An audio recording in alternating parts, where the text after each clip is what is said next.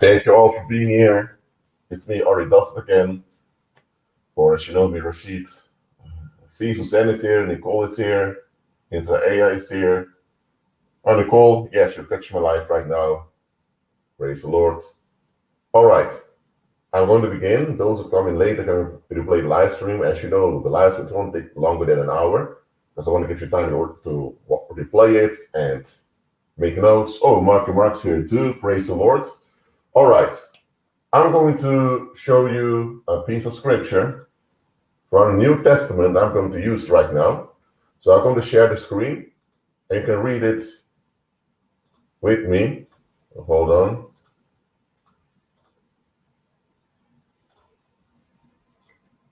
All right, let's read it. This is from the New Testament, an instruction given to the believers at Ephesians. And let's read it. This I say, therefore, and testify in the Lord, that ye henceforth walk not as other Gentiles walk, in the vanity of their mind. Let me explain the difference between a Gentile and a heathen. Okay?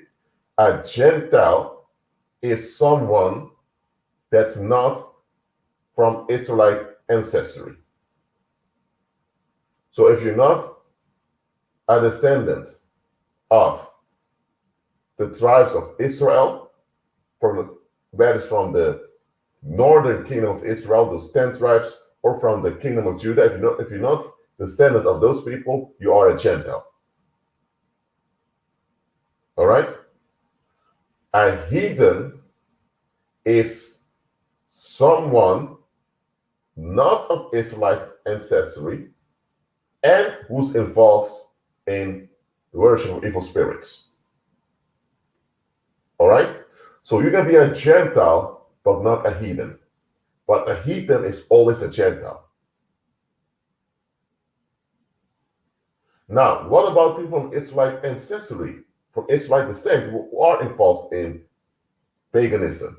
Aren't they considered heathen too? Well, they're calculated as heathen, but in general, heathen simply means people that refuse to submit to the Heavenly Father.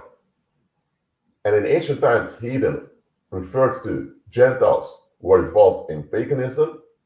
But for the New Testament, a heathen is simply anyone outside of the tribe of Judah which refuses to worship the Heavenly Father but dives into all types of pagan stuff. All right? So that's the difference. But in this case, these believers in Ephesus was a Greek city, a very big one, because anytime in the Roman Empire, and every city was like a tiny country, kind of, especially amongst the Greeks. And the believers from Ephesus, they weren't just Greek people. You also had people from other ethnicities, including Judeans and Israelites in general, that lived in Ephesus. So the Apostle Paul referred to all the other unbelieving cultures around them as Gentiles. And he said, don't walk like other Gentiles walk. How? In the vanity of their minds. Now, what is vanity?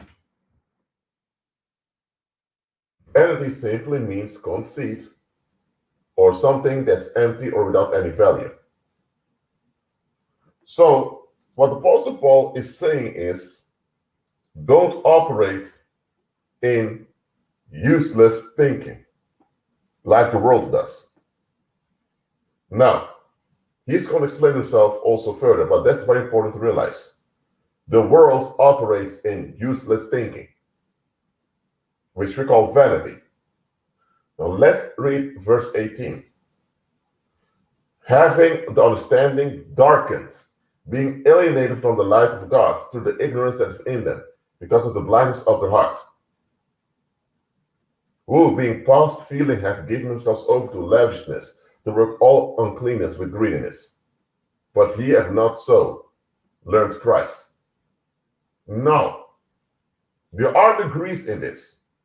There are 5 levels of devolutions, you can call it. Not evolution, becoming better, devolution. The first thing you need to realize is that the world around their mind has been darkened. Their understanding has been darkened. Understanding refers to your life experience and how you gain knowledge. Your understanding is what you use in daily life in order to function. But it's understanding how to use a stove, understanding how to wash yourself, understanding how to speak a language. Understanding is the knowledge and intelligence you have to operate in daily life.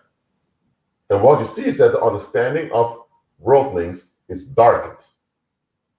And because the understanding is darkened, they've been alienated from the life of God. Because a darkened understanding implies there's ignorance, there's lack of proper knowledge.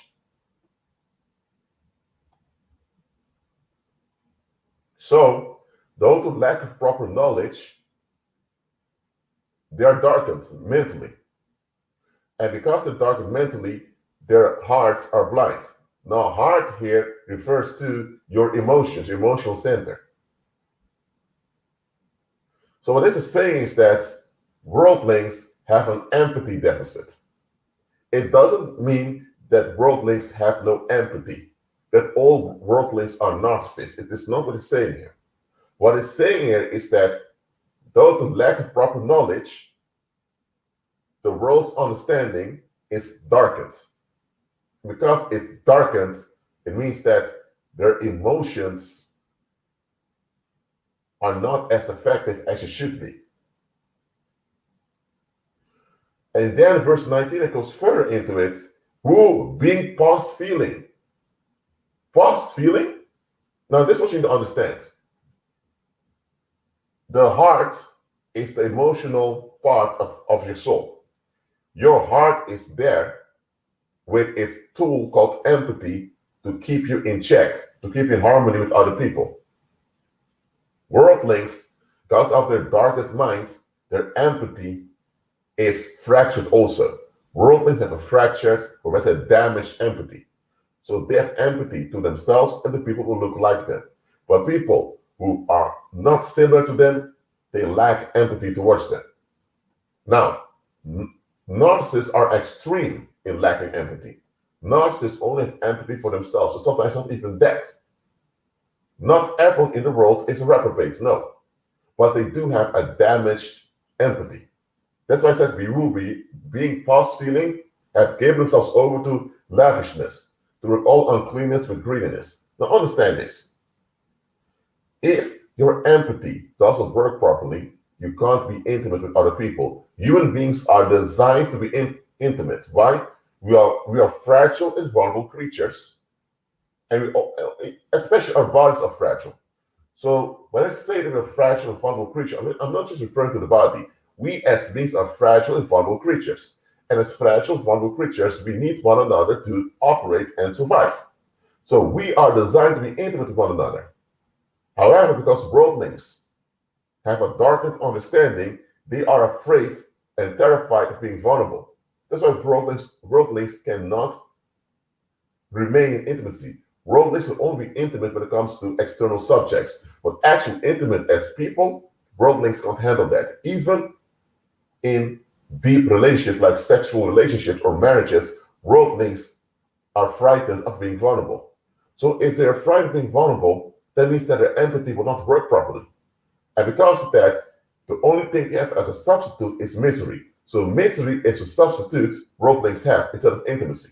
That's why I said we being past feeling have given us over to lavishness. Lavishness simply means exploitation of pleasure. That's it. To work all uncleanness with greediness. So worldlings eventually they end up greedy. Not greedy for money, but greedy for attention, greedy for affection.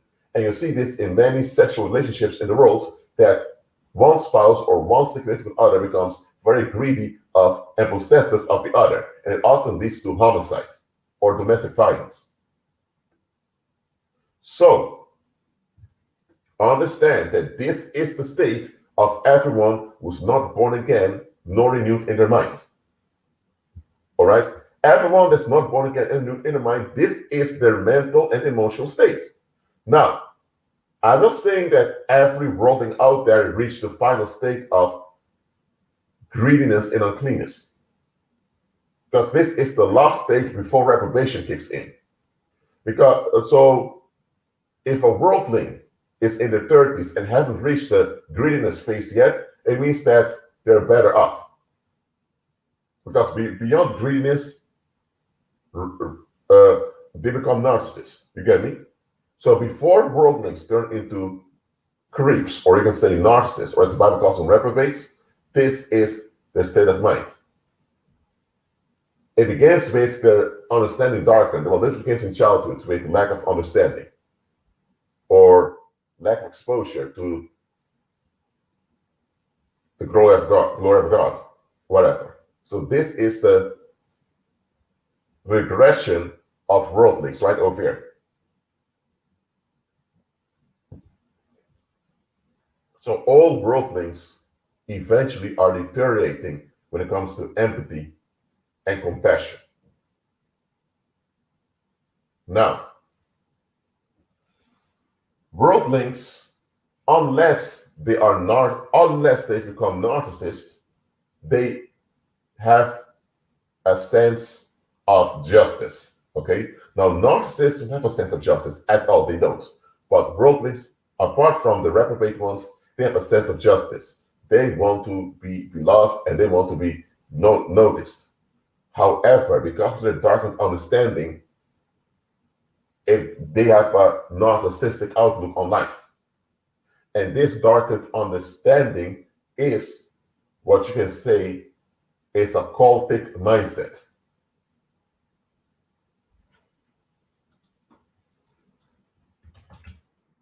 Is this clear to you?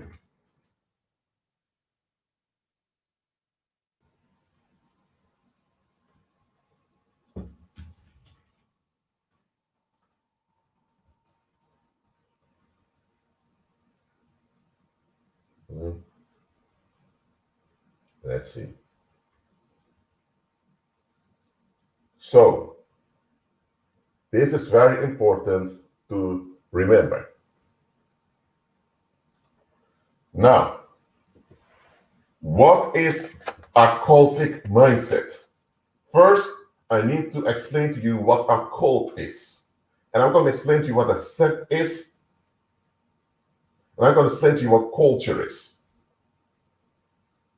Now, let me explain to you what culture is first.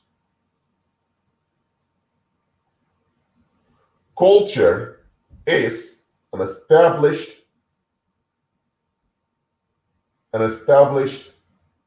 network of how people relate to one another. That's culture. So culture determines how people relate to one another. That's what culture is. It's a network of relating. There's nothing wrong with culture, unless the culture is diabolic. But culture shows how human beings establish networks of relationships. Culture is all about relationships with one another. To your parents, to your neighbors, to people from the opposite sex, to God himself or to evil spirits. Culture is how people established to relate to one another. A cult is when a group of people center their whole lives in devotion to a specific object, or they dedicate everything in their existence to avoid a certain subject. So whether the devotion is towards an object or away from an object, that's what the cult is.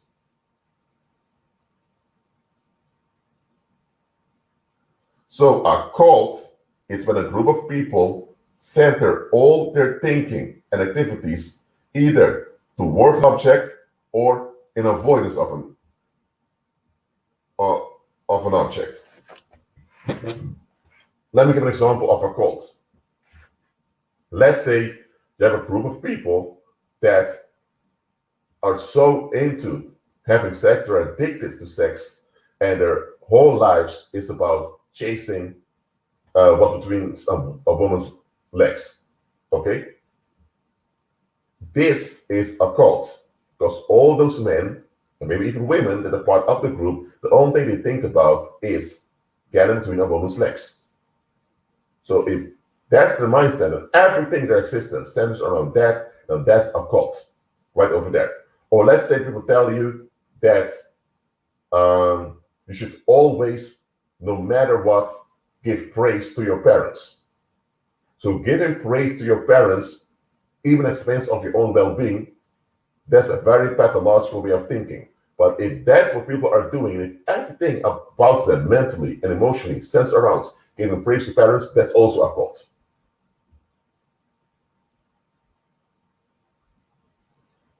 So, note this definition for yourself what a cult is. A cult is when a group of people, so a cult is always a collective, a cult is when a group of people center everything in their existence, either in devotion towards an object or in devotion from a subject. It can also be, for example, that there are a group of people who are afraid of foreigners. Every time they talk with foreigners, they're quite fearful. So they end up only dealing with people of the same group or of the same tribe because they're so afraid and terrified of foreigners. Why? Because they're projecting all their fright on the foreigners. Now, this is also a cult. So as you understand, a cult doesn't have to be that everyone dresses the same way, talks the same way, and uses the same symbols. Now, having the same symbols, dressing the same way, even talking the same way, or having specific parts and rituals, those are parts of a cult that keep the cults together. But that doesn't mean that those are the things that make it a cult. Because people can have the same dress style at work, for example, as a uniform, or people can participate in rituals as a community for community building. What makes something a cult is because everything about their existence centers around this one subject or object, or it's about avoiding something. So do you understand what a cult is now? Let me know in the live chat. And also repeat the definition in short for me so I know that you're in on it.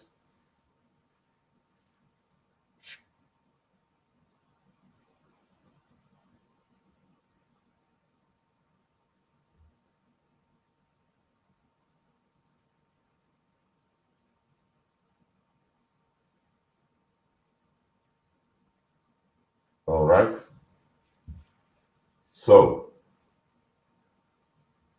now I'm going to explain what that sect is. A sect is when a small portion of members of a group break up. So let's say you have a football club, okay? And you have a portion of the members breaking up and starting their own football club. That's a sect. A sect is a tiny group that breaks off from the original group. That's it. You can, for example, if you have let's say you have Philips, and suddenly there are a few employees that break away from Philips and start their own electronics business based on the concept of Philips. So that deviated company is a sect. So a sect is just a deviation from the original group. A sect is not by definition a cult.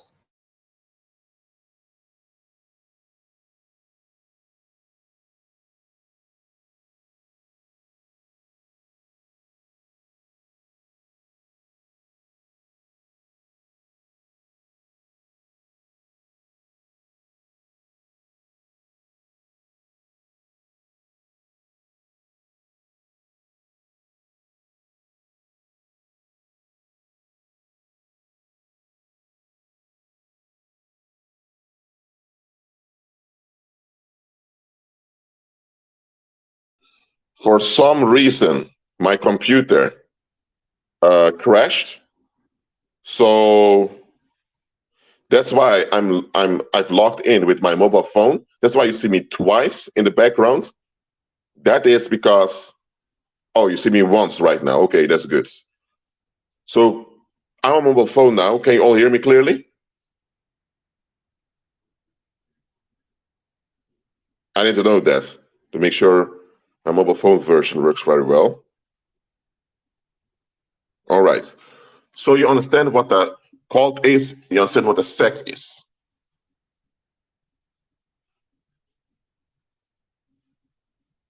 So a sect is a breaking off from the original group.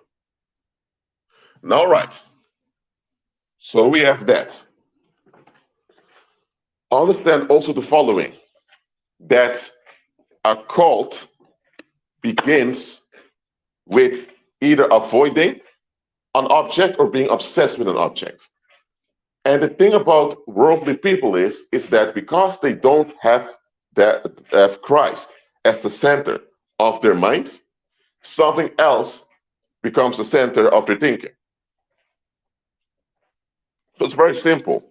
If Christ does not occupy the center of your mind, if you're not Christ centered, that means that you end up in some type of idolatry sooner or later. Because there's no such thing as an empty mind. Your mind needs to be centered around something. So if your mind is centered around Christ, that means that someone or something else will become the center of your mind. Your mind is built to have one center, one central focus. And every human mind has this central focus. Without this central focus, you cannot function mentally.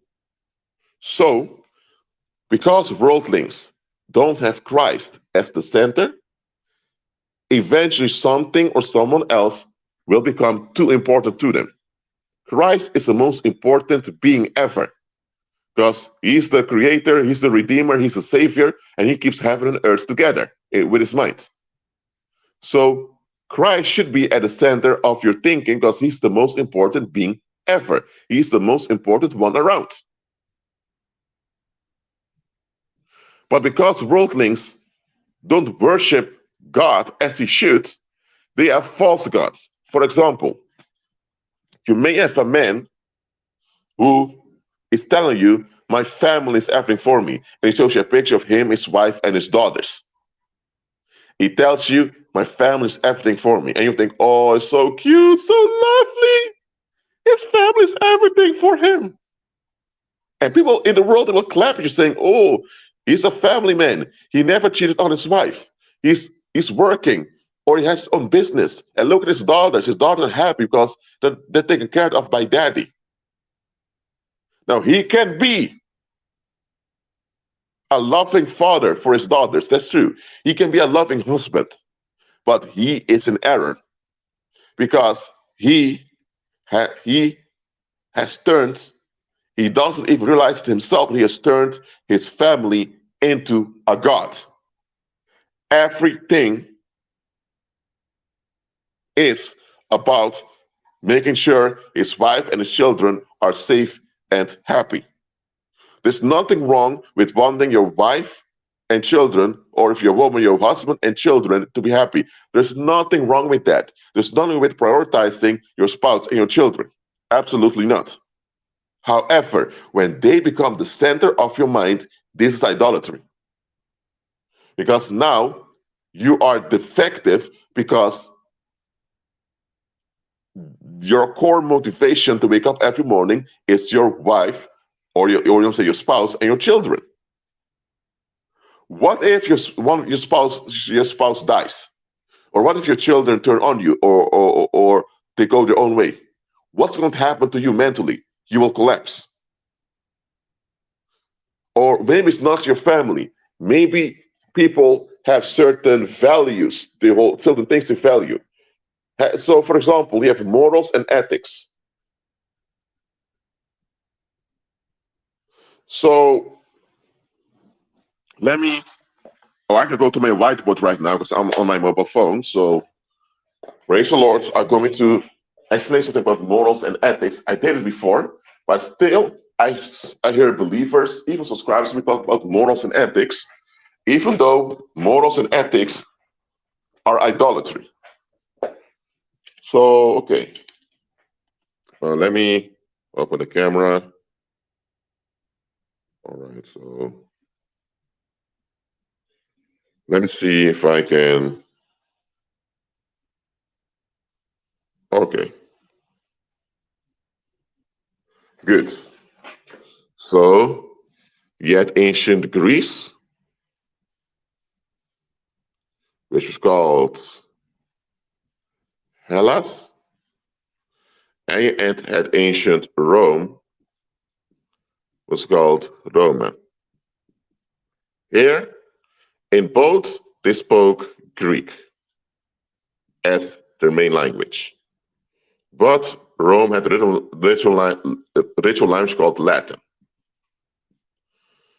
So in the ancient world, the Greeks were dominant in doing business. That's what they were dominant in on the seas, and that's how they eventually became so dominant that Alexander used them and took over the whole world, establishing the Greek Empire. Greek Empire. The Romans became dominant in politics. The Romans were Greeks that moved to Italy and started this community called Rome. Okay? And this later became the Roman Empire. So the Greek Empire became the Roman Empire. And the thing is, hold on, let me pick up another stift. The thing is that the Greeks remained dominant in business worldwide, but the Romans became very fluent in politics. So the Greeks had ethicos. That's where I get the word ethics from. The Romans had moralia,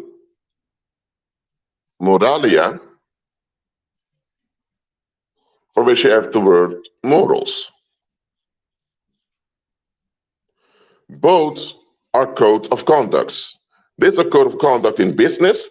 This is a code of conduct for the community.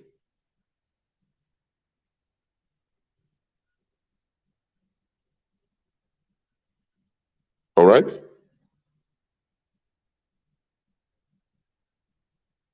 Now, moralia, both moralia and ethicals are related to Greek gods.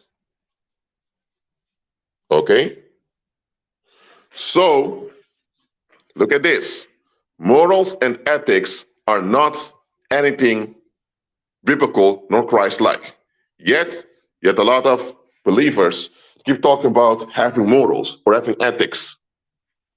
Morals are just expectations of the crowd. Often expectations that are not accounted for. That's it. Ethics are business codes of behaviors, how you operate in business. For a lot of people, it's the morals they've got from their community or the ethics they got from their peers, that's their gods. And anytime you hold on to any Greek philosophy or any philosophy in the world for that matter as a center of how you operate, that is idolatry. So there is no such thing as Christian morals or Christian ethics because Christ is not involved in Greek idolatry.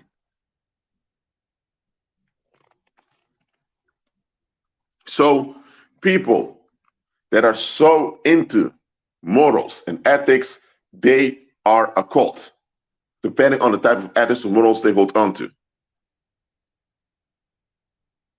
Morals and ethics are a counterfeit of holiness. That's what they are. Just like Justin is saying. Because let me show the screen one more time. Last screen. So ethics has to do with prescribed conduct for business, and morals is a prescribed conduct for society, for how to operate within communities. So none of them are Christ-like, because all stand around the Greek gods. All right? So when you hear church talk about Christian morals or being a moral person, they're talking about someone who is obsessed with certain values. And I don't care if those values are objectively valuable or not. You shouldn't have any value, good or bad, at the center of your thinking.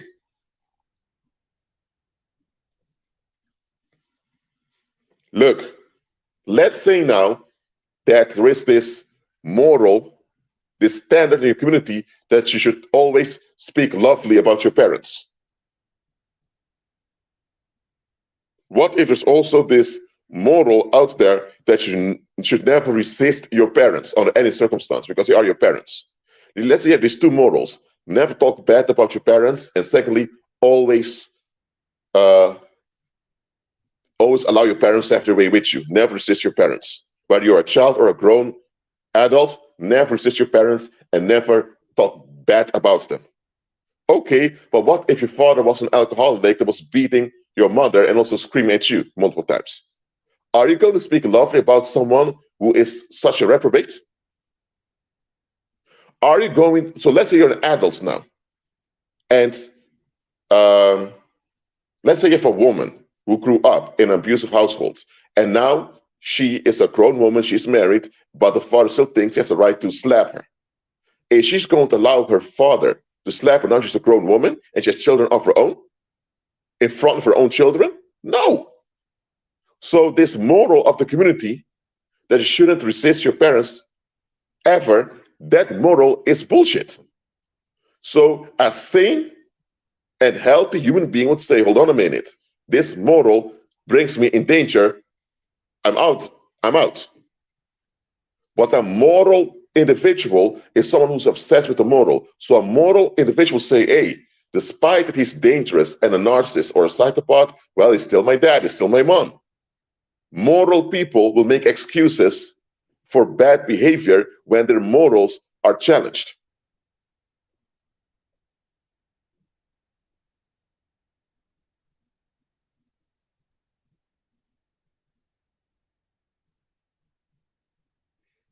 So, a moral individual is not a synonym for a good individual. Okay? The same with ethics. People tell you when it comes to economics or when it comes to doing business, to always they tell you to never steal from anyone. Okay, but what if your homeland was invaded by a foreign military and they occupied all the necessary resources to remain alive? So now you need to go to strangers to do work in order to stay alive. So they occupied your homeland, and by occupying your homeland, now they took possession of the farms, possession of the resources. Are you, the original people of the homeland, are going to take this, that you have strangers occupying your land, saying, and now those people that occupied say, don't steal. You need to work and earn things. Ethical people will make excuses for abusive situations.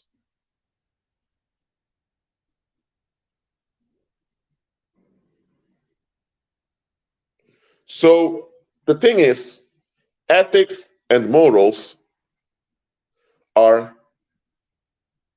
those are scams that people cling on to, thinking that if you're ethical or moral, that you're a good individual. You're not. Most of the dangerous things done in history were done by moral people. Most of the dangerous people that you had in history were moral people. And don't realize that narcissists are quite moral. When I say this, people say, what? Narcissists are moral? Yes, and think about it. Narcissists have morals. Their morals all centered around them fleeing from bad stuff. Narcissists are very moral and very ethical. They're ethical because they want to avoid being challenged, and they're moral because they insist on being validated. So narcissists are very moral and very ethical because ethics and morals have nothing to do with goodness or holiness. So narcissists are the extreme moral ones, or extreme ethical ones. So if you are looking for moral people, you are at the right address when you meet a narcissist, because narcissists are the extreme moral ones.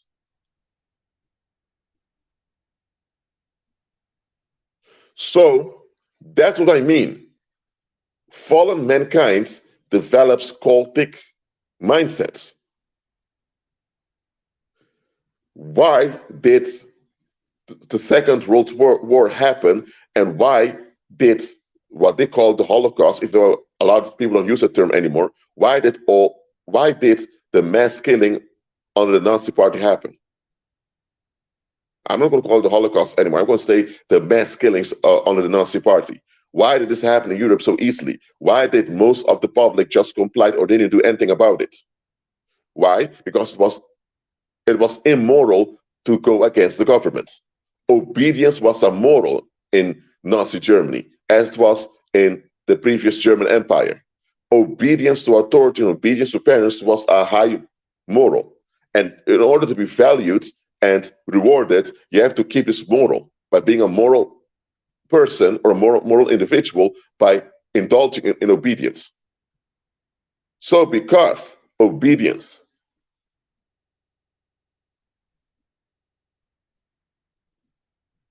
was this value that they made into a moral, the people were too hesitant to go against the government when the government went out of line. Now, there's nothing wrong with conformity. Human beings are designed to form communities, so conforming, there's nothing wrong with it. But the moment conformity is at all costs, now you begin to think, what's going on here? So having harmony through obedience was the high value in Nazi Germany. And other European countries had a similar thing. That's why when the Nazis took over, a lot of people thought, hey, this is a moral power that took over, because at least they value obedience. And this obsession with obedience is what hindered people from saying, hold on a minute, something wrong is going on.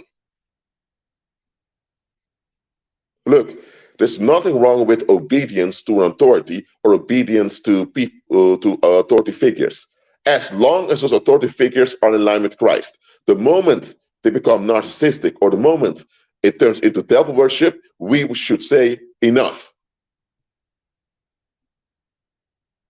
All authority on the earth must be conditional, on the condition that they serve the will of the Heavenly Father. Every authority that does not serve the will of the Heavenly Father is illegitimate, and we shouldn't comply with them nor validate them. However, this is what happens all over the world.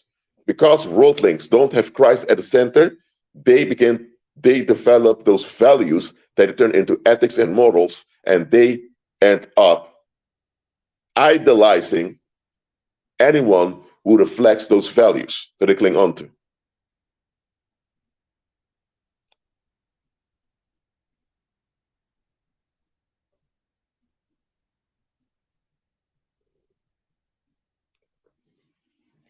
There was a time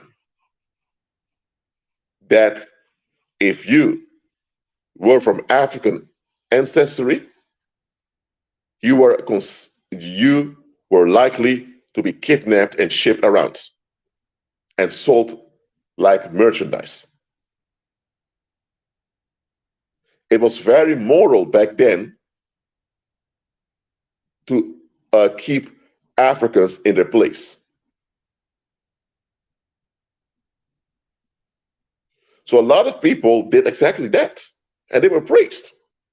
But today, those same people will be vilified for the horror they participated in.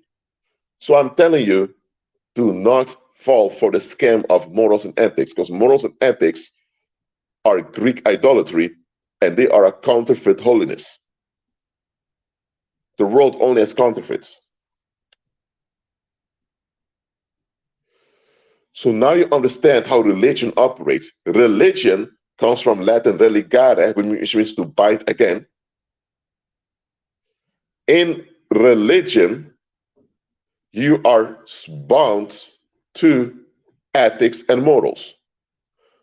So before the Greek Empire, you also had religion already, but religion used to be a loose thing of worshiping some gods. But the Greeks turned religion into a formal institution bound with society's ethics and morals. So religion is all about binding you twice to the patterns of society.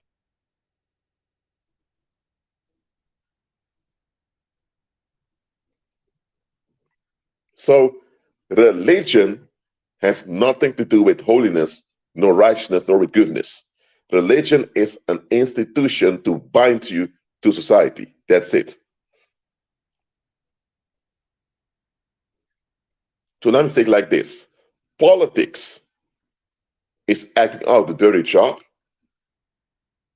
and the religion justifies the dirty job that the politicians are doing. That's how it goes. Religion is there to blind you so the violence of the crowd is justified, and politicians are the ones doing the dirty job on behalf of the crowd. That's it. As simple as that. So, for example, it can be that the public is xenophobic. They're afraid of foreigners. And because of that, they want to attack and expel foreigners. But the public doesn't want to doesn't want to feel guilty for when they do wrong. So now you have politicians making policies that discriminate against foreigners and that makes life hard on foreigners. Now, the politics is there to do the dirty job on behalf of the masses who are xenophobic. Religion, let's say all the people there belong to some some church, some weird church cult. That weird church may refer as foreigners as filthy heathens. So now the religion is there to justify the xenophobia within the public. And by justifying the xenophobia of the public by misusing scripture, now politicians have an easy job doing the dirty work. That's how it goes. So separation of church and state is fictional. In reality, state and church need one another. Without the church, you can't have a state. Okay? And the church needs a state to act out the dirty job on behalf of the crowd.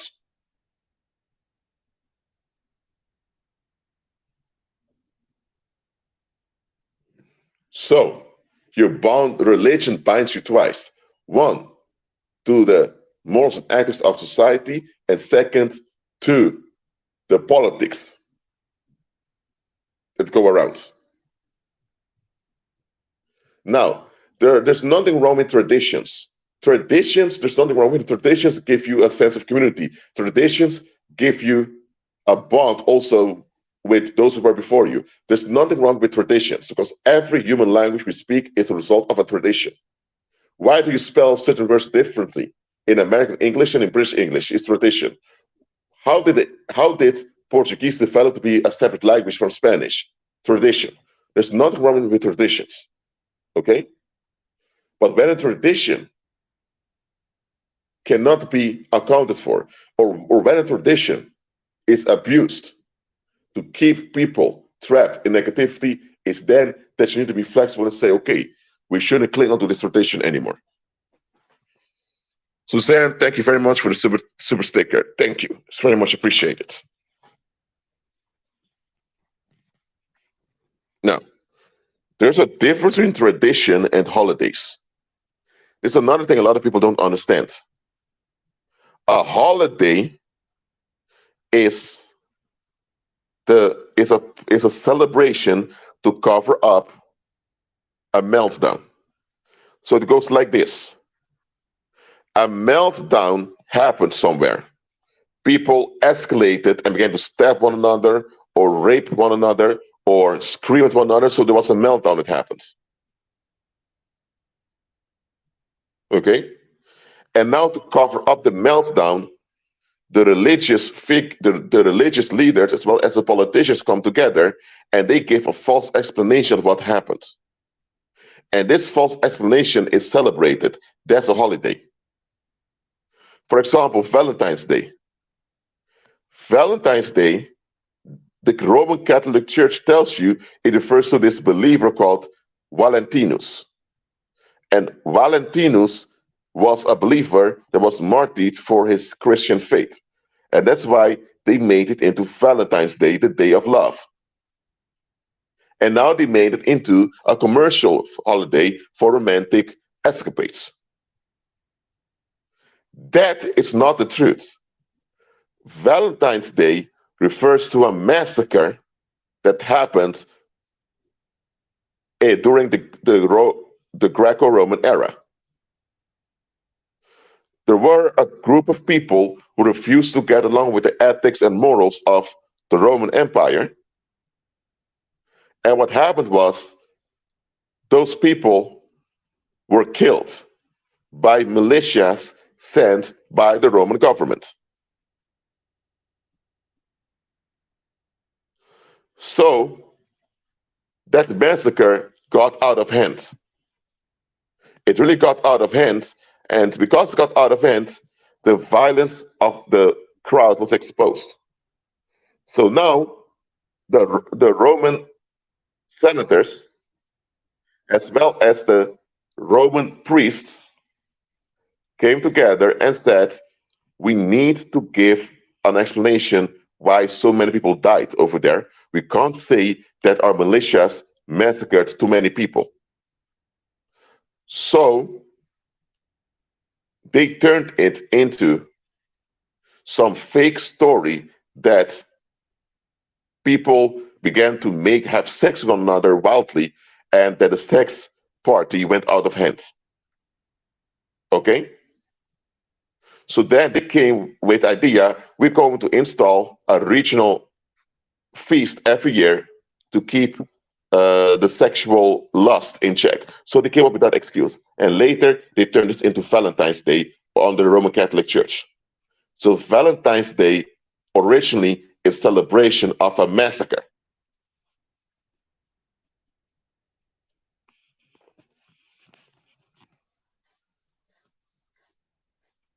For example, Christmas, okay? A mass means a massacre. So Christmas means a massacre of Christ or a massacre of Christians. So even the word Christmas is not even a good term. In other languages, they use other versions for it, like Natal in Portuguese, I believe. So it means the birth, referring to the birth of Christ. But okay, Christmas. A lot of people say Christmas comes from Babylon with the birthday of Nimrod. That's partially true. Something has to do with the birth of it has to do with the change of the season. That's also partially true. Let me tell you what it was about. In ancient times, we had fertility rituals for the agriculture. The fallen angel Baal Ammon, which they call Saturnus in Italy and Kronos in ancient Greece, they worship this demon in exchange for a good harvest. So what they would do is, at the end of the year, during winter, they would have a 2-week celebration in which everyone would indulge in feasts with one another. And this was also the time when you had one day in the year when, for the common public, certain crimes were allowed, like stabbing, raping. So people could unload themselves on that one day. It was the 23rd of December. This was the Saturnalia festival. 2 weeks in the year, they all felt united with one another, like a big family, by indulging all types of festivals. And there was one day where you could unload your frustrations as a group by committing foul crimes. Now, certain crimes were forbidden, like killing a politician or whatever. But apart from that, you could go very far on the 23rd of December. So that's Saturnalia, a combination of the Babylonian feast as well as the Roman feast of having one day to commit certain crimes. Now, later, the Roman Catholic Church turned this into Christmas. The 2 weeks prior to the feast of the 23rd of December, they're still there. The holiday seasons, they call it. But instead of the 23rd of December, they use the 25th, which is the birthday of Nimrod. And then they make an addition to it, the 26th, because some places on the earth are still dark at night when it is the 25th. So 25th and 26th, those became the Christmas days. And the weeks until a week before is the holiday season. That's the origin of Christmas. So it's like a mini purge that happened every year. Now, it's not like the purge movies where you could actually kill people like with immunity, but during those purges on the 23rd of December, you could stab people, you could rape, you could steal, you could do almost anything. And then on the 24th, order was restored. So that's the true origin of Christmas. So it's a meltdown that was celebrated every year. So that's a holiday. You have 3 days. Those are days you get free from work. You have holidays and you have holy days. Holy days are days to remember biblical events. Okay? Holidays are the cover-up of massacres through parties. That's a holiday. And 3 days are just days you're off from work. A lot of times, 3 days are called holidays. Well, there's a difference between 3 days and holidays. Okay? A holiday is just a day they use to celebrate a massacre. A 3 days just a day you're off of work. So know the difference.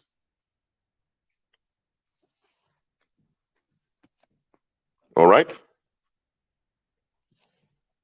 So, Chris, so if at work you can take if at work you have a holiday that you're free from work, it's just a free day. If you're not participating in celebrating this massacre, that means it's for you, it's just a free day, not a holiday. It's only a holiday for you when you participate in a celebration of the massacre.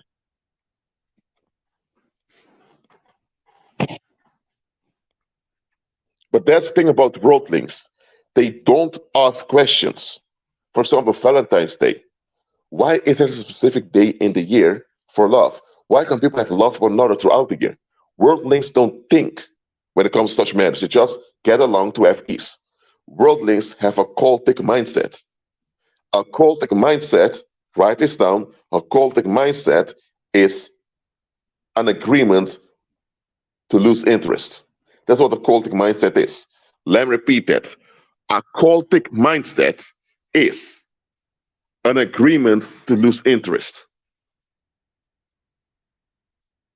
Let me explain.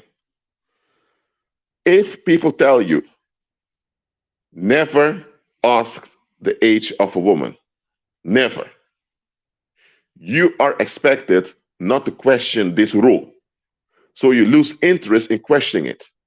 So because you agree with this rule without questioning it, anytime anyone does not obey this rule, you get upset. You're not interested why they're not doing it. You've lost interest in why they're not doing it. Because you agree to lose interest beyond the rule. That's a cultic mindset. Within a cultic mindset, you agree to lose interest. You agree not to look beyond. So if you grew up in a village and you only deal with the people from your village, you've agreed to lose interest in all the rest of the human species. That's also a cultic mindset. A cultic mindset is when you agree to lose interest. You don't question something and you don't look beyond it, you don't investigate. Let me tell you one thing. All worldlings, with only few exceptions, have a cultic mindset. Now, worldlings can lose their cultic mindset when their values are challenged. Okay? Some worldlings, by default, are asking questions, due to a traumatic childhood or due to their exciting attitude. Those are exceptions. But in general, worldlings have a cultic mindset. They lose interest just so they don't have to deal with stuff.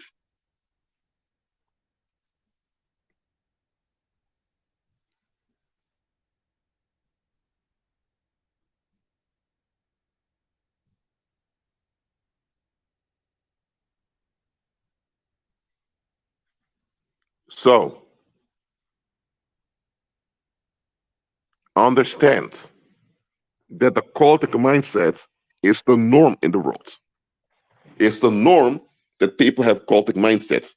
And most cultic mindsets are developed when someone is around age 16, 17. Before that, most people are a bit flexible because they just came out of childhood. But most cultic mindsets are formed around age 16, 17, and people become stuck in them around age 25. Again, most cultic mindsets are developed in between ages 16 and 17 or 18. And at age 25, those ways of thinking are solidified in their mind. So after age 25, it's often hard for someone to change their mind about things. Now, it can happen, and it does happen daily. People change their minds or they become born again and renewed in their minds. But after age 25, it's often very hard to change your mind or your emotions about something because you're so invested and rooted in it.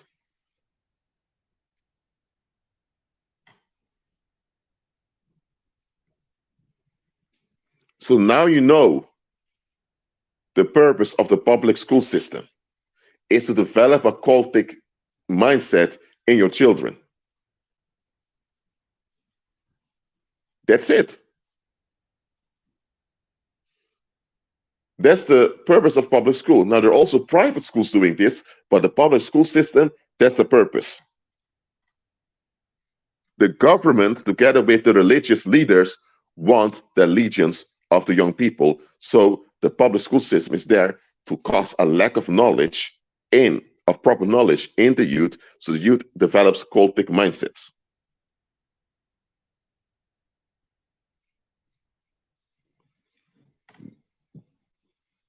And because everything in the community around you is centered around those idols, you want to get along, so you tend to agree with the values, and before you know it, you're part of a cult.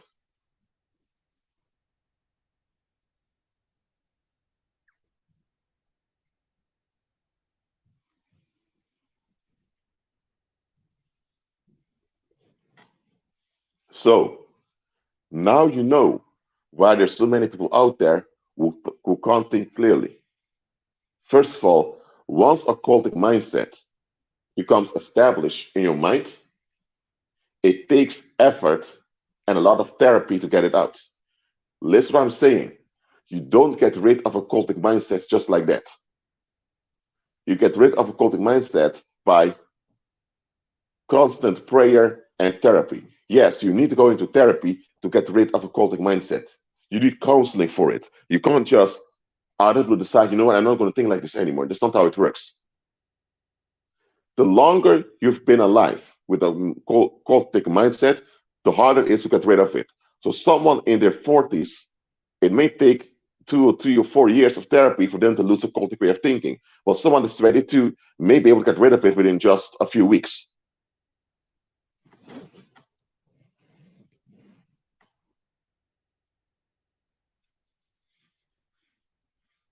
A 14-year-old is not established with a cult. A 14-year-old can be indoctrinated in occultic thinking, but they can shift at any time when they're 16 or 17.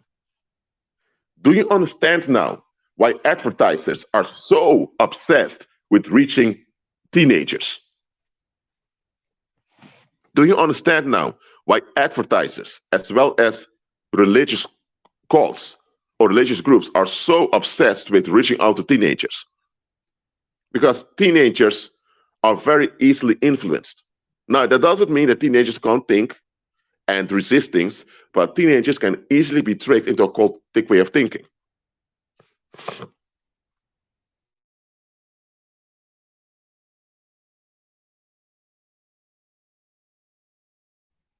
Someone that's 25 or 30 can also be tricked into cultic thinking, but with someone that's 25 or 30, you have to deal with the cultic thinking already there. Let me tell you like this: if someone is age 30, 35, and you come with this weird idea of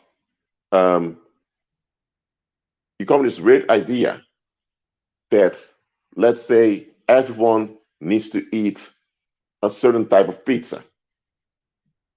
Someone that's 35 and older has the mental capacity to reflect, realize why suddenly we all need to eat a certain type of pizza, or why suddenly do we all need to wear a specific symbol. What is this? So you're not going to be so successful unless the individual is very desperate.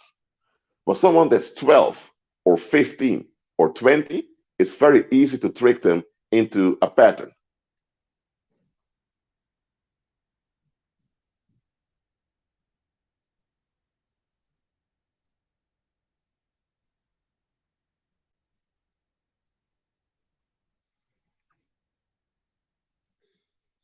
So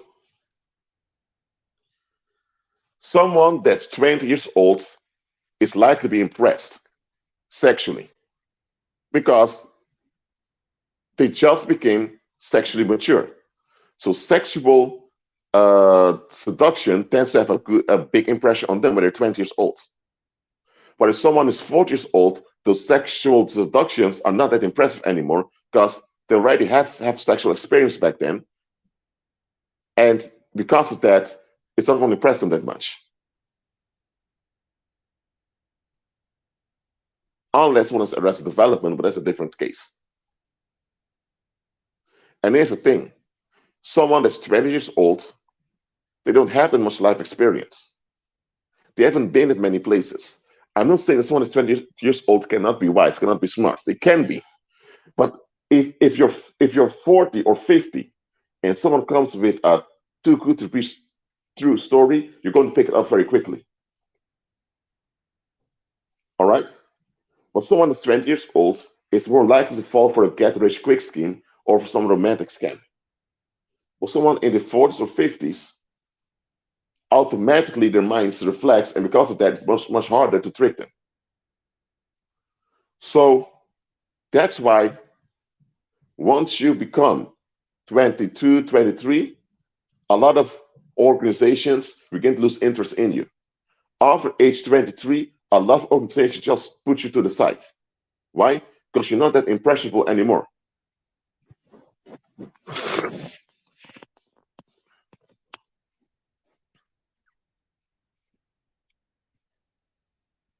The thing is, you should go into counseling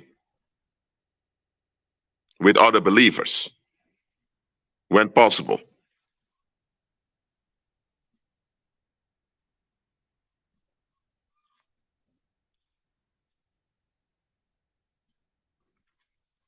And by the way, every human being wants to fit in and belong to a group. When you're 15, 16, the main thing on your mind is want to fit in. Okay? And that's why I'm telling you one thing. Most people ended up stuck in a 9 to 5 because as teenagers they want to fit in. Because if as teenagers they're exposed to the facts of the 9 to 5, and if there were options to avoid the 9 to 5, many would do it. But because the 9 to 5 is the standard in the community, and because teenagers want to get along, they end up agreeing to something that they shouldn't agree with, And late in life, you realize, oh crap, I'm 30 now, and the only thing I'm doing is working, working, working all the time and being exploited by corporations. But then it's kind of late. And that's how they trap young people over and over again.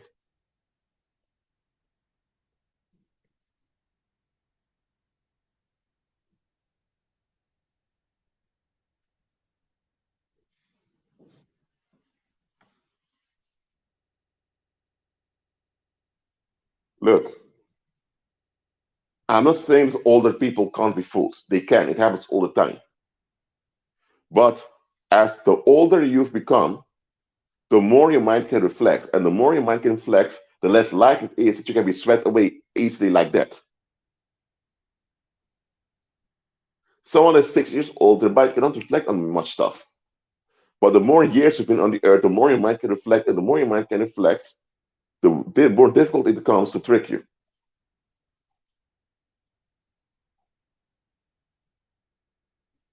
For example, it's very easy to trick teenagers into sodomy. Very easy. Go to a grown man that's 28 years old and try to trick him and think that sodomy is a great idea. You get a slap in your face or worse if you try to do that. Especially some neighbors, you shouldn't even try that. But if someone is 12 years old and you keep bombarding them with sodomite images, you can trick them into thinking sodomy is just an alternative lifestyle. There's nothing wrong with it. That's why the Remo community is so obsessed with teaching children about their lifestyles. Why are grown men and women with an alternative sexual lifestyle so obsessed with teaching children about their sexual lifestyle? Children aren't even in the sexual development yet. I'm telling you why. Because if they lay the seeds of sodomy when someone is a child, it's likely to be activated in them when they're in their teens. That's why.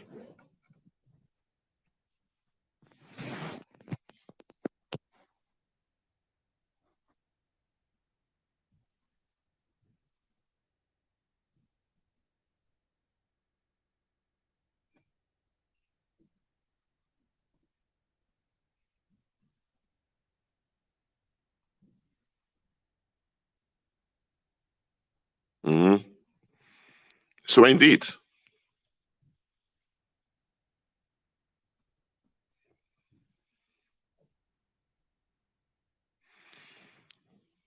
So understand this.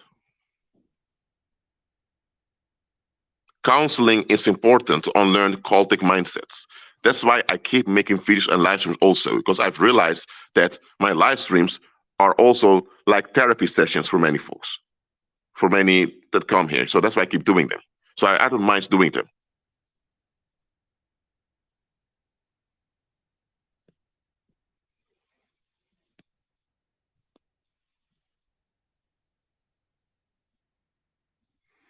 The thing is, Nicole, many of the older people or the previous generations condoned a lot of bad stuff. And the young people of today are waking up to a lot of the bad stuff that the previous generations were condoning. And they are fighting against all this bad stuff, but they have no replacement. And now the rainbow community is offering a replacement that will only make things worse.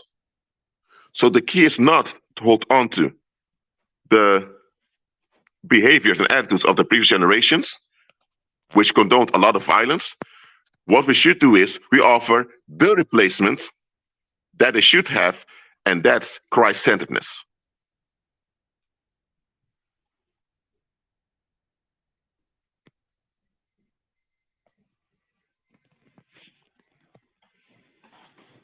Because look at this, many young people today have no basic knowledge. They don't even have leadership of elders in their lives. They don't. When it comes to human sexuality, most young people don't know what they're doing. Falling in love, chasing the booty, they have to stop, they can't stop thinking about someone. They don't know what they're doing. There is no sexual leadership in the community.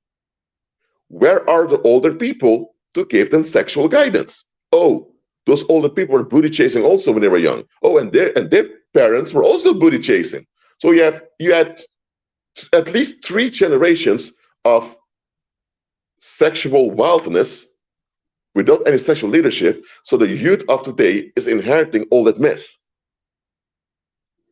So yes, Nicole, it seems like there's a gap between the generations, but what did the previous 2 generations do that's valuable for the generation of this right that's growing right now?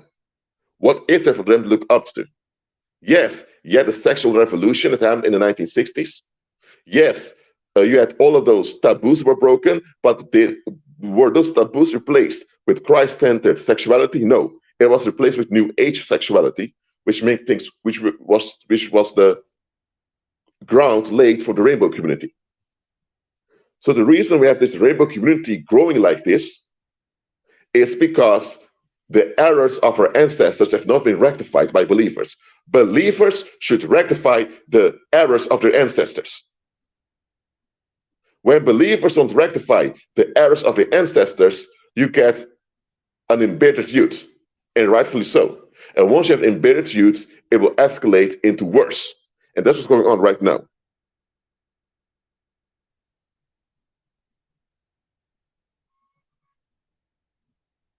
Because, for example, hitting and beating children. You don't hit your employer at work. You don't hit your fellow colleague. You don't scream at the police officer. The judge in the court does not scream at you nor beat you.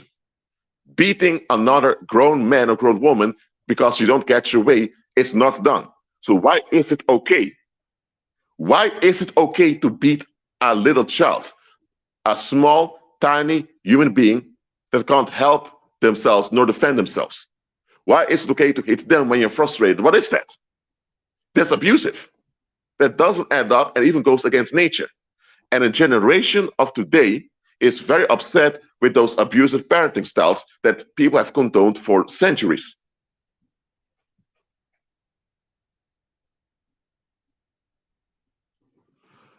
So, if the youth are waking up that there are abusive things that have been passed on to generations, let's say the youth challenges those abusive stuff. Believers should step in and say, indeed, it was abusive, but you know what?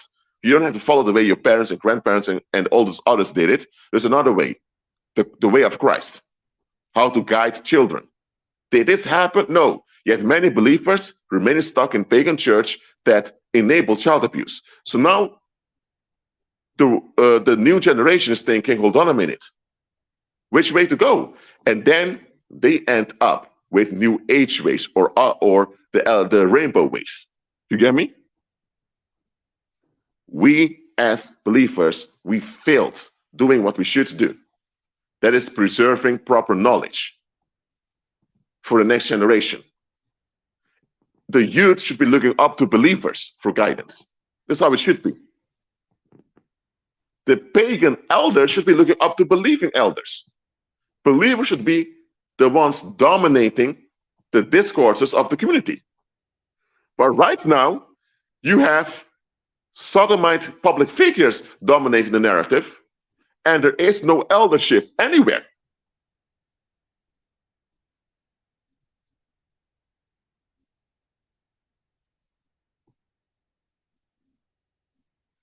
For example, I asked churchgoers the following question: what if a parent is a narcissist and likes to beat the children for sadistic pleasure? Is the child supposed to submit and allow it to happen, or is the child to call the police and to arrest the parent? Churchgoers say, they always say, and then they say, it's said honor your mother and father. They're like robots. I'm asking them, I didn't ask you what was written in the Bible. I'm asking you, if a parent is abusive and sadistic, should the children keep honoring that parent, or should they call the cops to get the parent out of the way?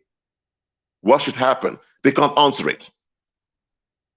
And yet those same people are praising the Lord every Sunday, and those are the same people shouting hallelujah when they're sermons, but you ask them a common sense, natural sense question. They should say, If the parent is sadistic and abusive, the community should keep the parent in check and put sanctions on them. And the child must receive therapy in order to be safe. That should be their answer. You could go to an atheist who doesn't even believe in God, nor the paranormal or supernatural. And atheists will tell you, if the parent's out of line, we as a community should intervene and deal with that parent. Listen, you have atheists out there, when they see you screaming and intimidating your own child, they will document it, they will call the cops on you, and you'll be in jail. And then you have churchgoers who can see you even hitting your child, and they will be upset, very shocked, and then they'll be pretend like nothing happened. They'll make excuses for it.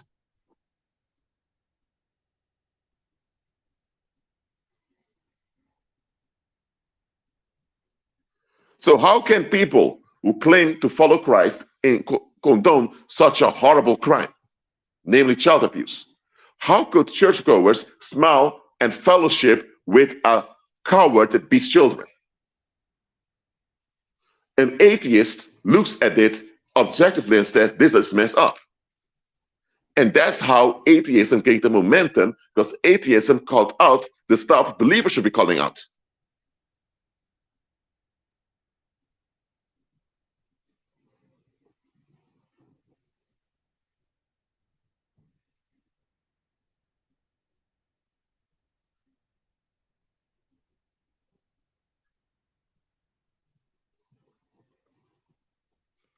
Just grace in the New Testament, those descendants of the Israelites that go against the Most High are considered the same as heathen. Even though they're not Gentiles, they're considered heathen due to their behavior. I hope I answered your question.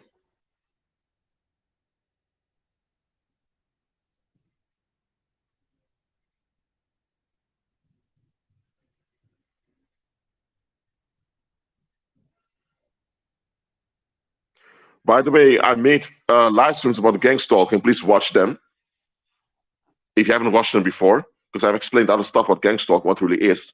So please watch my live streams I made past 2 weeks about gang stalking. And also reach out to one another for counseling if people need it. I'm not the only counselor around here. Okay, if you can counsel one another, do the same also.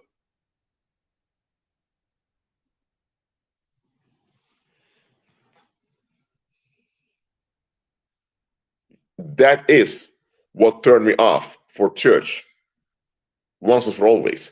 The fact that they couldn't answer basic common sense questions as, if a child is abused, should a parent be tolerated? Anyone in the right mind with a half brain would say absolutely not. But church goers would say for a few minutes and say, oh, it was written in the Bible, this and that.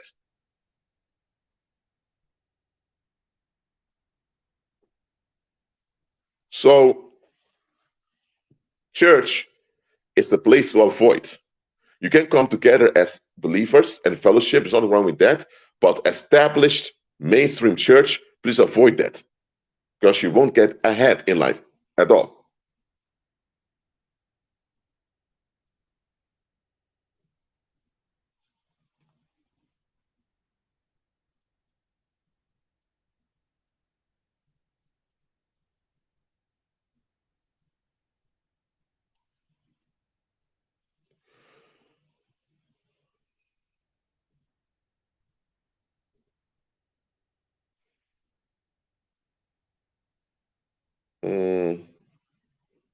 You know what I think about saints? I'm thinking about starting a small a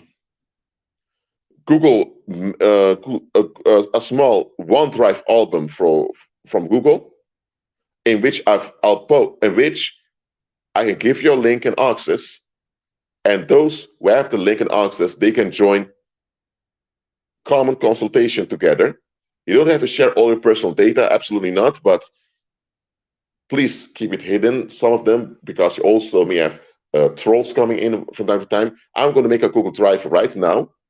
I'm going to share the link also in my community post, and you guys can just enter that Google Drive map, And you can even edit things and all of that. You can talk to one another over there. I'll post some pictures, random pictures. You can communicate with one another. So if anyone needs counseling, just go there. I'm going to make the link right now. And I'll be supervising the Google Drive map, absolutely. So if you wait 1 minute, I'm behind my computer now. My computer is open again. So I'm going to make the Google Drive map now. I'm going to drop the link also in a community post, not in the live chat, in a community post. So just wait. I'm opening Google Drive right now.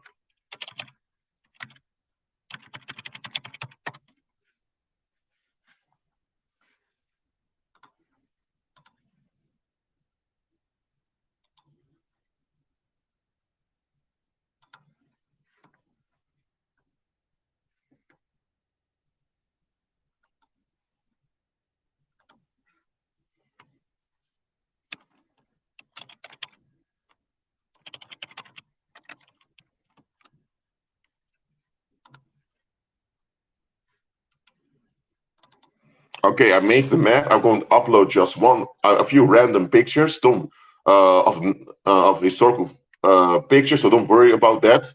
And then you can just go on there.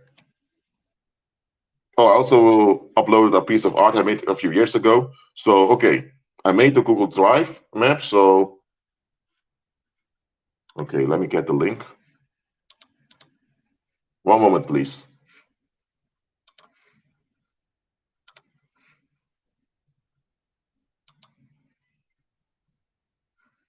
Mhm.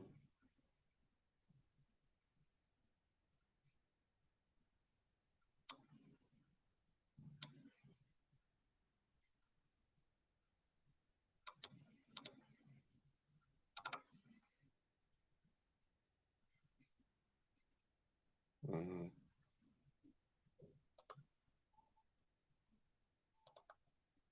Okay. Okay, the link is here.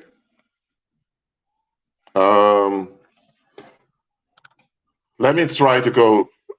Okay, I'm going to make the community post right now also. Before I close the live stream, hold on a minute. You know what? I can leave the link. I think I can leave the link over here also in the live chat, but let me just do my best to see if it works. Before I close the live stream, hold on. Did you see the live? Did you see the link I just shared over there? I'm going to make a community post about it also.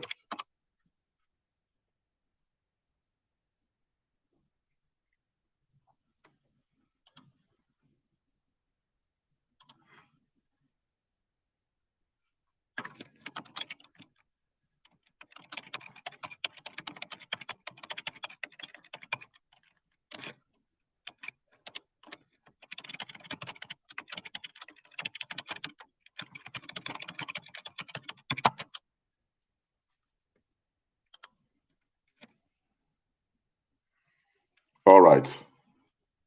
So, by the way, I'm using an incognito Google account for it.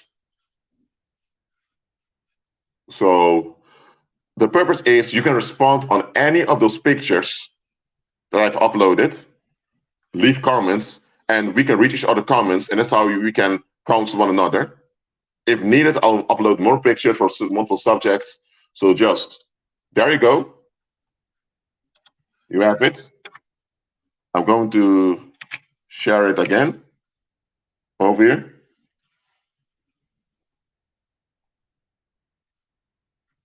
And every 2 days, I'll come and check whether there are no trolls over there. So please, it's about counseling, okay? No weird no weird comments or weird remarks, no false teachings. Because I have to be, because it's counseling and it's quite sensitive, I need to be very strict. Anything that looks like trolling, you're blocked. So be warned. And this is for the trolls who are listening to this live stream. So no CIA agents or FBI agents allowed because you're out. All right. So please do this. So that's how you guys can also be in contact with one another apart from the live streams, because now a lot of you have contact during the live streams. But now also when I'm not doing a live stream, you can come together. Okay? And every 2 days, I will come in and check it out. I will still make live streams and videos. Don't worry about that. But that's just for you. Okay? So that you can communicate with one another when I'm not around. So, okay. That's all I have for this live. Are there any questions related to this topic? You have the time to ask your questions right now.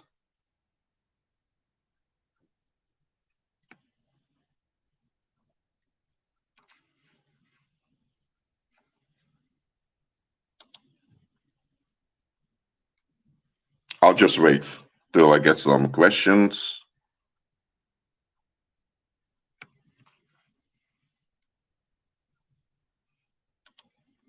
If there are no questions, it's fine too. If you prefer to talk with one another on the link, that's fine too.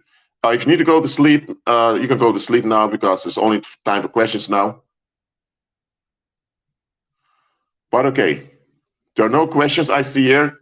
Talk with one another on the Google Drive. And I'll see you next time. Agree with Christ and be at peace.